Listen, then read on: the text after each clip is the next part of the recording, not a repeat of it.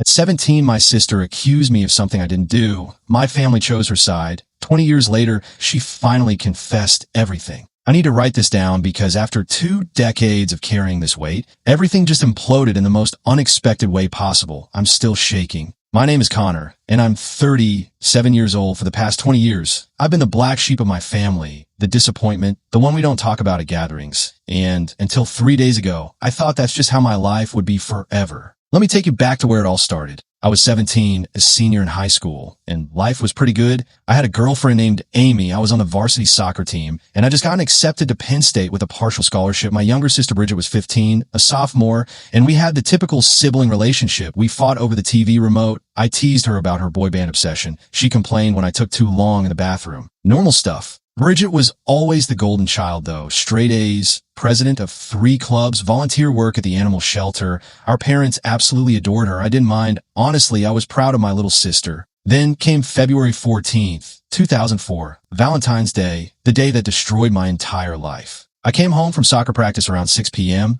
Mom and Dad were both in the living room, which was weird because Dad usually didn't get home for the factory until 7. The look on their faces made my stomach drop. Dad told me to sit down. His voice was ice cold. Mom had tears streaming down her face, asking how I could do this to them. I had no idea what was happening. Turns out Bridget had told them I'd been stealing from them. For months, hundreds of dollars from Mom's purse, from Dad's wallet.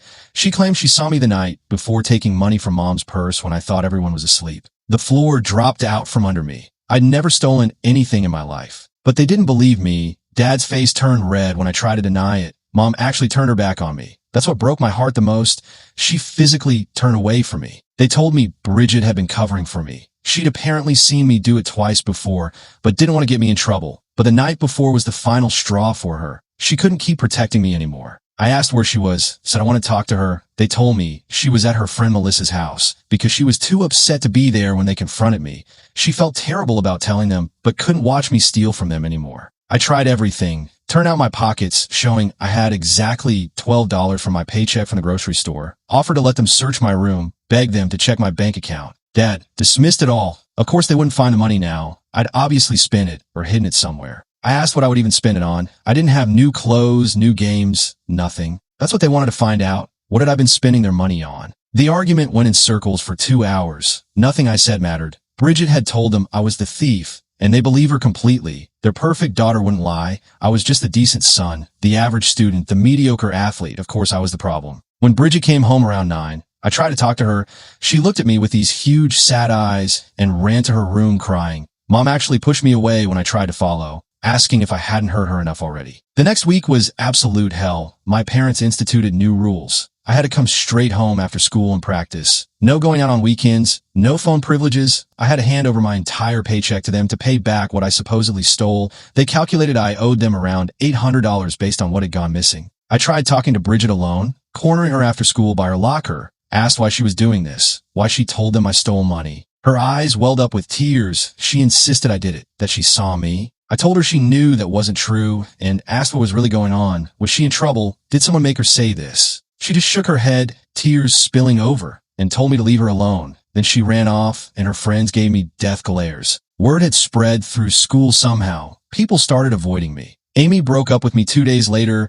Her parents didn't want her dating someone who steals from his own family. I lost everything in a matter of weeks. My reputation, my girlfriend, my freedom, my parents' trust. The only thing that kept me going was knowing I'd be leaving for college in the fall. But then in April, my parents sat me down again. They decided I wasn't going to Penn State. I was going to community college instead, and I'd live at home where they could keep an eye on me. My world crumbled. I'd been accepted. I had a partial scholarship. They were declining it. I hadn't earned the privilege of going away to school. I'd attend community college, get a job, and continue paying them back. Maybe in a few years, if I could prove I'd changed, they'd reconsider. I tried everything to fight it, but I was 17. I needed my parents' financial information for aid, needed their support. They blocked everything. That summer was the worst period of my life. I worked full-time at the grocery store, handed over every paycheck, and came home to a family that treated me like a criminal. Bridget avoided me completely. At family dinners, everyone talked around me like I wasn't there. In August, right before I was supposed to start community college, I snapped. I couldn't do it anymore. I couldn't live in that house, suffocating under the weight of an accusation I couldn't disprove. I've been secretly saving tips from work, hiding cash in my car. I'd managed to stash about $300. One night, I packed a duffel bag, left a note saying I was sorry they thought so little of me, and drove off. I ended up in Charlotte, North Carolina. Why Charlotte? I literally picked a direction and drove until I ran low on gas money. I slept in my car for 2 weeks, picked up day labor jobs, and eventually found a room to rent in a house with 5 other people. My parents called a few times in the first month. The conversations were always the same. When was I coming home? I couldn't just run away from my problems if I just admit what I did and show some remorse. I hung up every time. Eventually they stopped calling. I got my GED, worked my way up from day labor to construction jobs, and eventually got hired by a commercial construction company. Turned out I was pretty good at it over the years. I worked my way up to project manager. I made decent money, bought a small house, built a life. But I was alone. I dated here and there, but had trust issues that would make therapists rich. I had friends from work, but kept everyone at arm's length. How do you explain to people that your entire family disowned you over something you didn't do? I thought about Bridget sometimes, wondered why she'd done it, wondered if she ever felt guilty, but mostly I try not to think about any of them. 20 years passed. I'm not going to lie and say I built some amazing, fulfilling life. I did okay. I had my house, my job, my routine. I was functional, but there was always this hollow space inside me, this wound that never quite healed. 3 days ago, everything changed. I was at a work site reviewing blueprints with my team when my phone rang. Unknown number. I almost didn't answer. The voice on the other end was female, shaking, vaguely familiar. It was Bridget. I actually looked at my phone to check if this was real. 20 years of anger surged up immediately. I asked what she wanted. She begged me not to hang up. She needed to talk to me, needed to tell me something. Her voice broke into sobs. I asked how she even got my number. She'd hired a private investigator. It took 3 months to find me. She needed to see me, needed to tell me the truth. She couldn't carry this anymore. The truth. After 20 years, she was finally going to tell me the truth. I told her she destroyed my life. She knew that, right? She didn't know. She was crying so hard I could barely understand her. She had to tell me why, had to tell me everything. She was in Charlotte. She'd driven down here and was begging for 1 hour, just 1 hour, and if I never wanted to see her again, she'd understand. Part of me wanted to hang up and block the number, but another part, the part that had spent 20 years wondering why, needed to know. I told her there was a coffee shop called Grounded on 5th Street. Be there in an hour. I left the work site, told my team something had come up, and drove to the coffee shop in a daze. I got there early and sat in my truck, trying to prepare myself for seeing my sister for the first time in 2 decades. When she walked in, I almost didn't recognize her. The 15-year-old girl had become a 35-year-old woman. She looked tired, older than her years, with dark circles under her eyes. She spotted me immediately and walked over, hesitating before sitting down. I didn't waste time with pleasantries, just told her to talk. She flinched, but nodded, started by asking if I remembered Tyler Hendricks. The name hit me like a punch. Tyler Hendricks had been a senior when I was captain of the basketball team, Mr. Popular. Turns out Bridget had the biggest crush on him.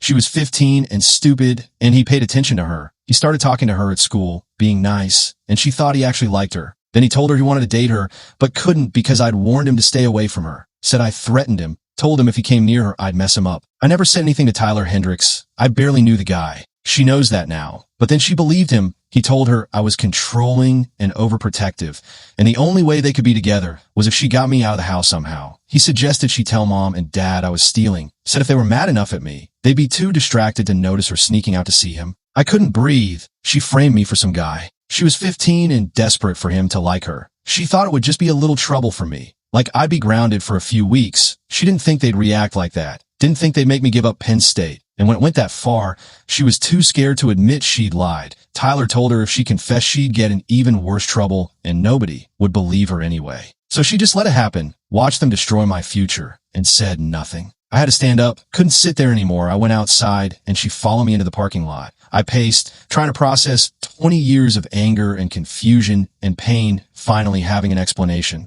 I turned and told her she destroyed my relationship with our parents. With everyone, I lost my scholarship, my future, my entire life, because she wanted to impress some manipulative jerk. All she could say was that she knew. I asked if mom and dad knew, if they knew she lied. She covered her face and said she told them yesterday. She couldn't find me to tell me first, but couldn't wait anymore either. She'd been in therapy for 3 years, trying to work through the guilt. Her therapist kept saying she needed to come clean, but she was too afraid. Then last month, she had a daughter. That stopped me. She's a kid now. Her name is Sophie, 5 weeks old. Bridget pulled out her phone and showed me a picture of this tiny baby. She said when she held her daughter for the first time, all she could think about was how she destroyed her brother's life when he never did anything wrong. What kind of mother was she going to be when she did something so horrible to her own family? So she told her husband everything. He said she had to make it right. Whatever it took, she told mom and dad yesterday, drove to their house, and confessed everything. I asked what they said. Mom collapsed, like actually fell down. Dad had to help her to the couch. Then he told Bridget to get out, said he couldn't look at her. Mom was just sobbing, saying, "What did we do? What did we do?" to Connor over and over. A sick satisfaction curled in my chest, immediately followed by shame for feeling it. Bridget said, "They want to see me. They want to apologize. They're devastated. Mom hasn't stopped crying since she told her." I heard myself say, good. She should cry. She should have cried 20 years ago when she turned her back on me. Bridget accepted that, said I had every right to hate them all. But I realized I don't hate her. I don't feel anything for her. She's a stranger who happens to share my DNA. She flinched like I'd hit her. We stood there in the parking lot, two strangers who used to be siblings, with 20 years of wreckage between us. I asked why now? Why confess after all this time? Because she couldn't live with it anymore. Because her daughter deserves a mother who isn't carrying around this enormous lie. Because I deserve to know the truth. And because she's dying. The world tilted. I asked her what she meant. Stage 3 ovarian cancer. She found out 4 months ago, right after she got pregnant. The doctors wanted her to terminate and start treatment immediately, but she couldn't kill her baby. So she had Sophie, and now she's starting chemo next week. The prognosis isn't great. I sat down hard on the curb. This was too much. All of it was too much. She made it clear she wasn't telling me to make me feel sorry for her. She was telling me because I deserve to know everything, the whole truth. No more lies, no more secrets. We sat in silence for a long time. Cars pulled in and out of the parking lot. Life continued around us while mine rearranged itself. I told her I didn't know what she wanted from me. Nothing. She didn't want anything. She just needed me to know that she lied, that I never did anything wrong, and that she's sorrier than she could ever express. Mom and Dad's number is the same if I ever want to call them. No pressure. She gave them my number too, but told them not to use it unless I reached out first. She started walking toward a minivan parked nearby. I called her name, and she turned back. I asked about Tyler. Did anyone ever make him face consequences for what he did? No. Last she heard, he's a youth pastor in Tennessee, married with 4 kids. Of course he is. The universe has a sick sense of humor. She got in her van and drove away, leaving me sitting on a curb outside a coffee shop with my entire understanding of the past 20 years shattered and reformed. I didn't go back to work. I drove home, called in sick, and sat in my living room staring at the wall. My phone sat on the coffee table in front of me. I could call my parents. After 20 years, I could call them. But what would I even say? The next morning, I woke up to 17 missed calls and a voicemail, all from my parents' number. I stared at the phone for an hour before finally listening to the voicemail. It was Mom. She was crying so hard I could barely understand her. She begged me to call back. They were so sorry. They failed me so badly, and they can never make it right. But please let them try. She needed to hear my voice, needed to tell me how sorry she was. Dad wasn't doing well. Even if I just called to yell at them, they deserved it. They deserved whatever anger I had. Just please let them hear my voice. The message ended. I played it again, then again. On the 4th listen, something inside me cracked. I pressed call back before I could change my mind. Mom answered before the first ring finished. She broke down immediately, huge gasping sobs. I heard movement, then Dad's voice. He couldn't even get words out at first. Finally said there are no words, nothing he could say that would ever make this right. I told them they destroyed me. They took everything from me and didn't even question if their perfect daughter might be lying. Dad's voice was wrecked. He said he knows, and he'll regret it for the rest of his life. I was their son, and they should have believed me, should have investigated more, asked more questions, given me the benefit of the doubt. Instead, they threw me away like I was nothing. I told them I wasn't nothing. I was their kid. His voice broke completely. Mom took the phone back and asked if they could see me. They'd come to me, do whatever I wanted. They just needed to see me. I should have said no, should have hung up and blocked the number. They didn't deserve my forgiveness or my time.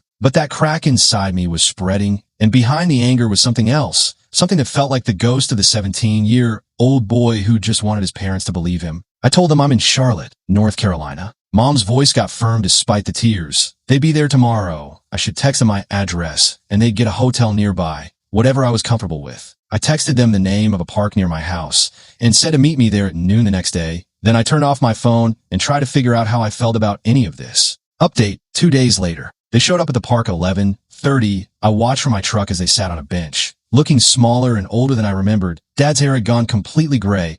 Mom looked frail in a way that shocked me. I made them wait until exactly noon before getting out of my truck. Mom stood up when she saw me, her hand covering her mouth. Then she ran to me, actually ran, this tiny woman who looked like she might break, and threw her arms around me. I stood stiff, not hugging back, as she sobbed in my chest, repeating that she was sorry over and over. Dad approached slower, tears streaming down his face. When Mom finally stepped back, he held out his hand to shake. I looked at it for a long moment before taking it. His grip was tight, desperate. He said I looked good, healthy. I told him no thanks to them. He just nodded, accepting that. We moved to a picnic table. They sat on one side. I sat on the other. The distance felt appropriate. Mom started by saying Bridget told them everything about Tyler, about the lies, about why she did it.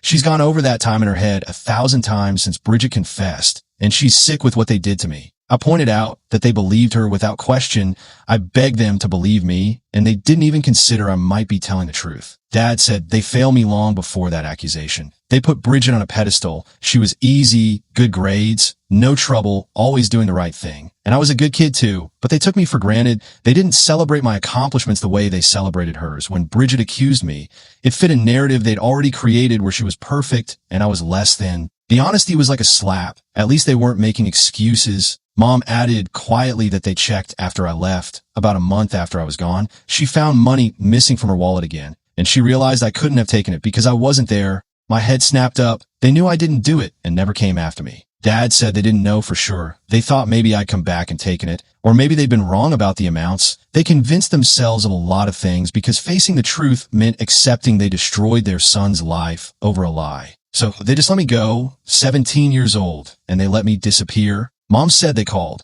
3 times. They called 3 times in the first month. And when I didn't come crawling back admitting to something I didn't do, they gave up. The silence stretched out. A kid on a bike rode past. Somewhere a dog barked. Normal life continuing while we sat in the wreckage of our family. I asked what they wanted from me, why they were here, to tell me they're sorry, to tell me they were wrong, so terribly wrong, and that they've regretted it every single day. I asked if they really had though, because they had 20 years to find me, 20 years to make this right. But they only came here after Bridget confessed. If she hadn't told them the truth, they'd still think I was a thief. Dad's face crumbled, said I was absolutely right. They were cowards. Mom leaned forward and said they want to make it up to me. They know they can't give me back those 20 years, but they want to try.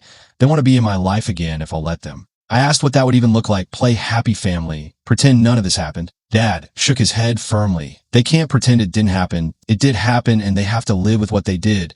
But maybe we could start small. Maybe I could call sometimes. Maybe we could meet for coffee once in a while. Maybe eventually I could come home for a holiday. Home. The word felt foreign. I haven't had a home in 20 years. Mom pulled out an envelope and slid it across the table. I opened it. Inside was a check for $43,000. I just stared at it. Dad explained that they'd calculated what Penn State would have cost for 4 years, plus interest. They knew money couldn't fix what they'd done, but they wanted to give me back what they took. They'd been saving since the day Bridget confessed. Since the day she confessed, they'd put this together in less than 48 hours. Mom added that they'd also written letters to Penn State and a few other schools explaining what happened. They weren't sure if it would do any good after all this time, but they wanted to try. If I wanted to go back to school now, they'd help however they could. I'm 37 years old. Going back to school felt ridiculous, but the gesture hit me harder than I expected. We sat there for almost 3 hours. They asked about my life, and I gave them the basics, the construction work, the house, the city I'd build a life in. I asked about them and learned Dad retired 2 years ago.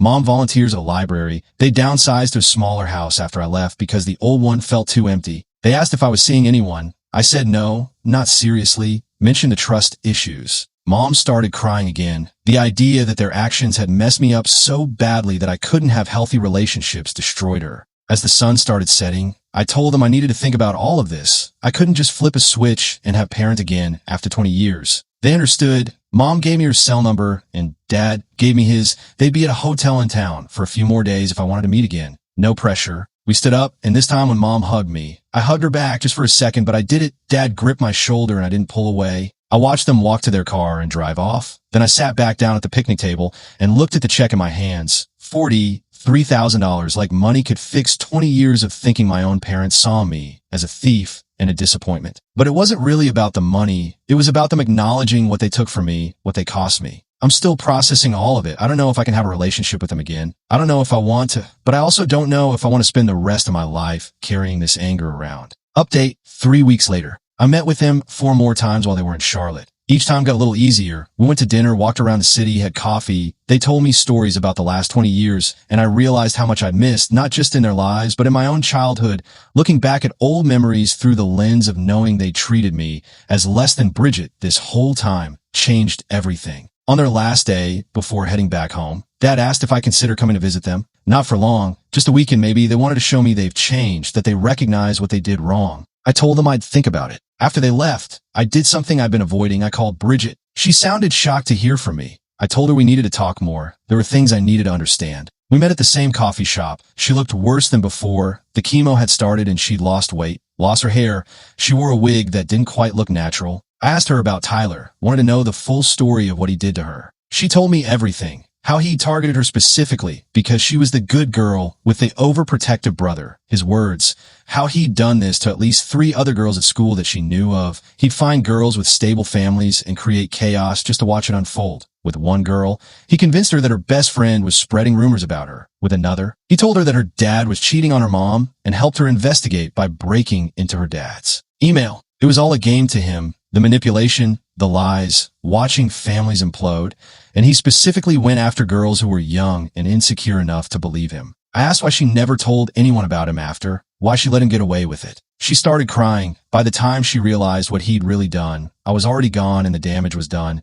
She thought about reporting him, but she was 16 and ashamed and scared. She convinced herself it was her fault for being so stupid. And as time went on, it became easier to just bury it than to face it. I asked if she kept track of him over the years, if she knew what he was doing now. She had. She'd looked him up obsessively, actually. That youth pastor position in Tennessee. He works with teenage girls, runs a youth group, does mission trips. The whole thing. She'd thought about reaching out to the church, warning them, but she had no proof of anything, just a 20-year-old story about how he manipulated her as a teenager. Something cold settled in my chest. This guy was still out there, still had access to vulnerable kids, and nobody knew what he was really like. I asked Bridget if she'd be willing to write down everything that happened, every detail she could remember about Tyler and what he did. She wanted to know why. Because maybe we couldn't do anything 20 years ago, but we might be able to do something now if he did this to multiple girls at our school. Maybe some of them would be willing to come forward too. Maybe there was a pattern we could document. Her eyes widened. She asked if I really wanted to go after him after all this time.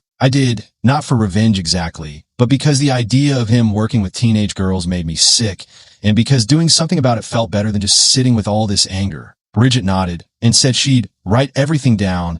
She'd also reach out to the other girls she knew he targeted and see if they'd be willing to talk. We spent the next 2 weeks building a case. Bridget found 5 other women who'd been messed with by Tyler in high school. All of them had similar stories. He'd manipulated them into doing something that damaged their families or friendships, then disappeared once the chaos hit. One woman, Rachel, said he convinced her that her parents were planning to get divorced and helped her spy on them, which led to a massive blow-up when her parents found out.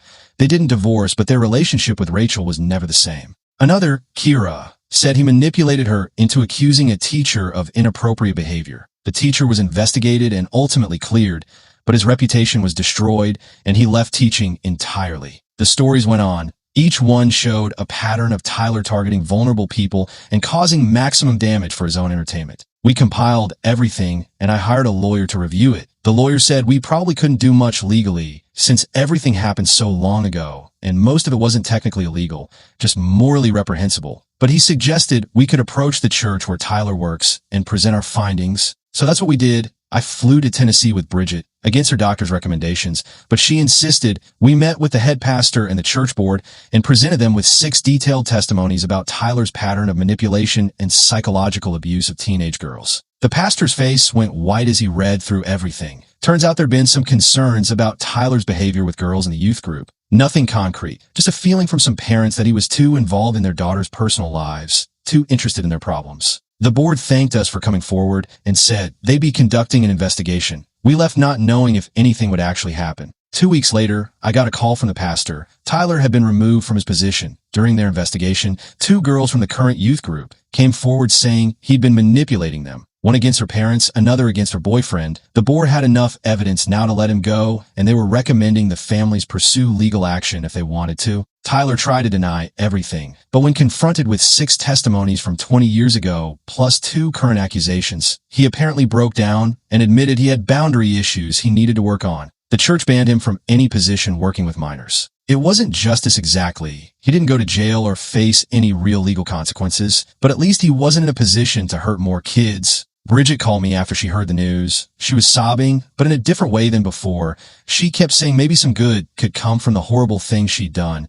Maybe we'd save some other family from going through what ours did. I told her it didn't erase what happened to us. But yeah, maybe it meant something. After that, things shifted between us. We started talking more regularly. Not like we were close or anything, but like two people trying to figure out how to exist around each other with all this history. She told me more about her cancer treatment. It wasn't going great. The tumors weren't responding the way they'd hoped. Her doctors are talking about trying a different protocol, but she was getting weaker. I asked if there was anything I could do. She asked if I'd consider meeting Sophie, her daughter. She wanted Sophie to know she had an uncle, even if that uncle couldn't be a big part of her life. That was harder than meeting with my parents. The idea of being an uncle, of having this connection to a baby who had nothing to do with any of this mess, felt complicated. But I agreed. Bridget's husband Marcus seemed like a good guy. He was completely overwhelmed, taking care of a newborn while his wife went through chemo, but he was handling it. When I showed up at their place, he shook my hand and thanked me for giving Bridget a chance to make things right. Sophie was tiny, 2 months old at that point. Just started to smile and make little noises. Bridget put her in my arms, and I held my niece for the first time while my sister watched with tears in her eyes. It felt surreal, this whole situation, sitting in my sister's living room, holding her baby 20 years after she destroyed my life. None of it felt real. But Sophie was real. She grabbed my finger with her tiny hand and looked up at me with these big eyes, and something in my chest cracked open a little more. Bridget asked if I'd be willing to be in Sophie's life. She knew she might not be around to raise her daughter, and she wanted Sophie to have family besides Marcus. Our parents would help, obviously, but she wanted Sophie to know me too. I looked at this baby in my arms and thought about everything that had led to this moment, all the pain and anger and loss. And I thought about Sophie growing up and maybe someday asking about her mom's brother, about why he wasn't around. I told Bridget I couldn't make any big promises. I was still figuring out how to have a relationship with her and our parents again. But I'd try for Sophie. I'd try. Update from months later. Bridget died 6 weeks ago. The cancer spread faster than anyone expected. 1 week she was weak, but okay. The next week she was in the hospital, and 3 days after that she was gone. She was 35 years old. I drove up for the funeral. It was the first time I'd been back to my hometown in 20 years. Everything looked different and exactly the same. The houses were older, some businesses had changed, but the streets were the same ones I'd driven as a teenager, thinking I had my whole life figured out. The funeral was packed. Bridget had a lot of friends, a lot of people whose lives she'd touched in positive ways over the years. Person after person got up and talked about how kind she was, how generous, how she volunteered at the animal shelter and organized fundraisers and helped anyone who needed it. I sat in the front row next to my parents and listened to people describe a version of my sister I never really knew, the version who existed after she destroyed my life, the version who spent 20 years trying to be good enough to make up for what she'd done. When it was my turn to speak, I almost couldn't do it, but I promised Bridget I would. So I went up there. I didn't sugarcoat anything. I told the truth, that Bridget made a horrible mistake when she was 15 that cost me everything, that she spent 20 years carrying the guilt of it, that in the end, she found the courage to tell the truth even though it cost her the respect of our parents and her own peace of mind. I said she wasn't perfect, she was deeply flawed, but in the last few months of her life, she tried to make things right, she tried to undo some of the damage, and that took more strength than I ever gave her credit for. People didn't know how to react, some looked uncomfortable, but I saw a few people nodding. And afterward, one of Bridget's close friends came up and thanked me for being honest. She said Bridget had told her everything a few months before she died and had been terrified people would hate her if they knew the truth. The reception was at my parents' house, their new, smaller house that I'd never been to. It felt strange walking into a place that was supposed to be home, but felt completely foreign. Marcus found me in the backyard where I'd escaped from all the people. He was holding Sophie, who was 6 months old now and starting to look more like a little person than a potato. He asked how I was holding up. Honestly, I didn't know. I was grieving a sister I'd barely started to know again, angry at her for dying before we could fully work through everything, sad that Sophie would never know her mom. It was all tangled up inside me. Marcus said, Bridget left me something. He handed me an envelope. Inside was a letter. Her handwriting was shaky from the chemo, but legible. She wrote that she knew she was dying and wanted me to know some things. First, that she was grateful I gave her the chance to confess and apologize, that those last few months knowing I didn't hate her completely made facing death easier. Second, that she'd set up a trust for Sophie with me as the trustee. She'd left instructions for how she wanted Sophie raised and asked if I'd help make sure Marcus followed them. She knew it was a lot to ask given everything, but she trusted me more than anyone. Third, that she'd written letters to Sophie explaining everything, what she did, why she did it, how it destroyed our family. She wanted Sophie to know the truth when she was old enough, wanted her to understand that actions have consequences and that courage means facing the mistakes you've made. The letter ended with her saying she hoped someday I could forgive her, but if I couldn't, she understood.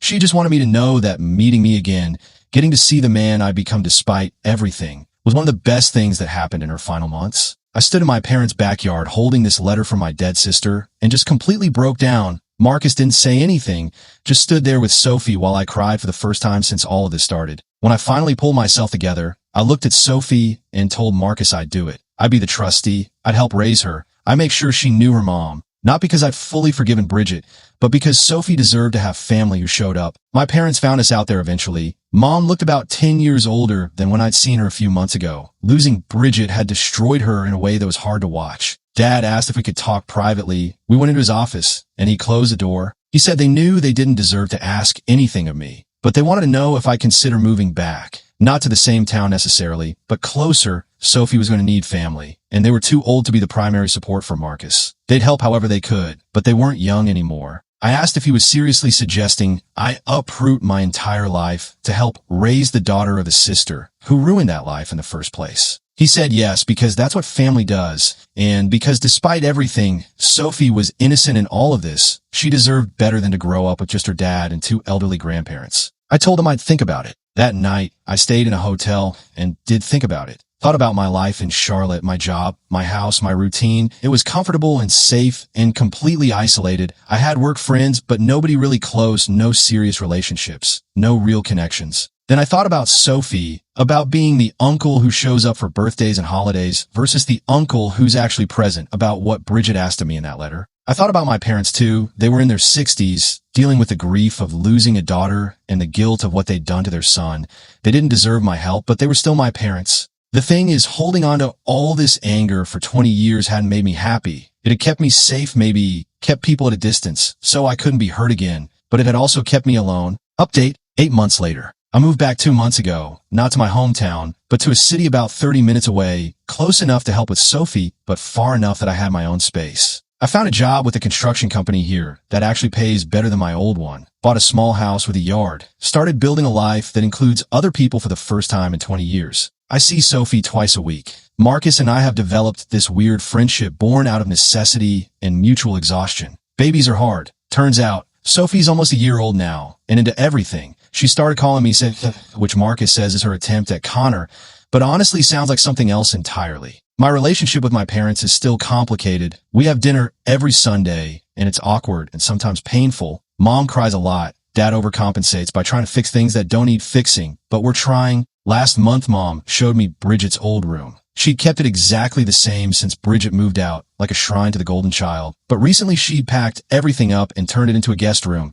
She said she needed to stop living in the past and start accepting the present, even if the present was harder. We ended up going through boxes of Bridget stuff together, found old diaries from high school where she wrote about Tyler, about the lies, about how guilty she felt, but how scared she was to tell the truth. Reading her teenage thoughts about the whole situation was surreal. In one entry from a few months after I left, she wrote, "Connor's gone, and it's my fault. Mom cries every night. Dad won't talk about it. I want to tell them the truth, but what if they hate me? What if I tell them and they don't believe me either? At least right now, they still love me. If they knew what I really did, I'd lose them too." She was 15 and terrified and trapped in a lie that got way bigger than she ever intended. It didn't excuse what she did, but it helped me understand it better. I found something else in those boxes too. A letter Bridget had written to me, but never sent. It was dated about 5 years ago, before she got sick, before she had Sophie. She'd written out a full confession and apology, explaining everything about Tyler and what happened. At the bottom she'd written, "I'm too much of a coward to send this. Maybe someday I'll be brave enough. I hope you're happy wherever you are. I hope you found a better family than the one you were born into." She wanted to tell me the truth for years, but couldn't work up the courage. It took having a daughter and facing her own mortality to finally do it. Dad and I went fishing last weekend. We haven't been fishing together since I was 16. We didn't talk much, just sat there with our lines in the water. Eventually, he said he'd been thinking about all the moments he missed. My high school graduation. I walked across that stage in Charlotte with nobody there to watch. Birthdays, holidays, any accomplishments I might have had over the years. He missed all of it because he was too proud to admit he might have been wrong. I told him I graduated top of my class from that GED program, got a certificate, and everything. Nobody came to that either. He just nodded, tears running down his face, and we kept fishing. The thing about healing is it's not linear. Some days I wake up and feel okay about all of this. Other days I'm furious all over again. I'll see Marcus with Sophie and think about how I could have had kids by now if my life hadn't been derailed. I could have had a family, a normal trajectory. But then Sophie laughs at something stupid I do, or my mom makes my favorite dinner without me asking, or Marcus texts me a meme about being tired. And I remember that this is family too. It's messy and broken and built on a foundation of lies and pain, but it's what I've got. Tyler reached out a few months ago, sent me a Facebook message apologizing for any role he played in what happened with my family. It was the most non-apology apology I've ever read. I blocked him without responding. He doesn't get to ease his conscience at my expense. I started seeing someone. Her name is Jessica, and she's a teacher. We met at a coffee shop, and she has no connection to any of this mess, which is refreshing. I told her everything on our third date. Figure she was going to run. Better happen early. She didn't run. She said everyone has complicated family situations, and at least mine came with a cute niece. We've been dating for 6 weeks now, and it's terrifyingly normal. She hasn't lied to me, hasn't betrayed me. Just shows up and is present and kind. My instinct is still to wait for the other shoe to drop, but I'm trying to trust it. Last week was Sophie's first birthday. We had a party at Marcus's place with both sides of Sophie's family. I watched this little girl smash cake all over her face while surrounded by people who love her, and thought about how she'd never know her mom except through stories and letters and videos. But she'd know she was loved. She'd know she had an uncle who drove 30 minutes twice a week to see her, grandparents who spoiled her, a dad who was doing his best. She'd grow up knowing what Bridget did and understanding that people can make terrible mistakes and spend their lives trying to make up for them. After everyone left, I helped Marcus clean up.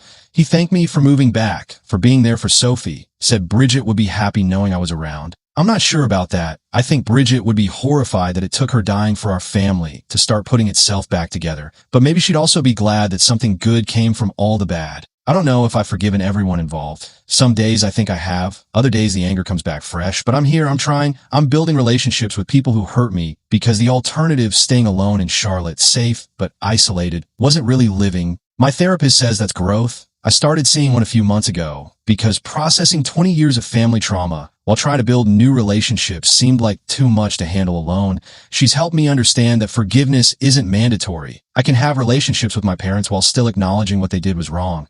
I can love my niece while still being angry at my sister. It's all allowed to coexist. Sophie took her first steps last week, walked right over to me with this huge proud smile on her face. Marcus got it on video and sent it to my parents. Mom called crying happy tears for once. Dad left me a voicemail saying he was glad I was there to see it. Glad Sophie had me. I saved that voicemail. I don't know why. Maybe because it's the first time in 20 years my dad said he was glad I was around. This isn't a happy ending exactly. There's too much pain and loss for that. Bridget's dead. 20 years are gone that I'll never get back. The trust that should have existed in my family was shattered. And even with all the repair work, there are still cracks. But it's an ending where I'm not alone anymore. Where I have Sunday dinners with my parents even when they're awkward. Where I have a niece who lights up when she sees me. Where I'm dating someone who makes me want to trust again. Where I'm part of something bigger than just myself and my anger. Bridget's final letter to Sophie is sitting in a safe deposit box, waiting for her 18th birthday. In it, Bridget tells her daughter the whole truth and asks her to understand that sometimes the people who love us most are also the people who hurt us most. She asks Sophie to know her uncle, to understand what he sacrificed to be in her life. I read it once, with Marcus's permission. At the end, Bridget wrote something meant for me. Connor, if you're reading this, it means you stayed. It means you chose to be part of Sophie's life despite everything. That's more than I ever deserved to ask. Thank you for being the person our parents should have raised us both to be. Thank you for being the kind of brother who shows up even when he has every reason not to. I love you. I'm sorry. And I'm proud of you. I cried reading that. Still cry thinking about it sometimes. This is my life now. It's not the life I planned when I was 17 with a Penn State acceptance letter and a future that looked bright. It's not the life I built in Charlotte where I was safe but alone. It's something else entirely, messy and complicated and full of people who failed me but are trying to do better. And somehow, against all odds and my better judgment, I'm okay with that. Sophie just learned to say love you, and she says it to everyone, her dad, her grandparents, the mailman, her stuffed bear. Yesterday, she said it to me for the first time, unprompted, just looked up from her toys and said, love you, say. I said it back, and I meant it. That's where I'm at. 20 years after my sister accused me of something I didn't do, after my family chose her side, after everything fell apart. I'm here, I'm present, I'm trying. And that's going to have to be enough.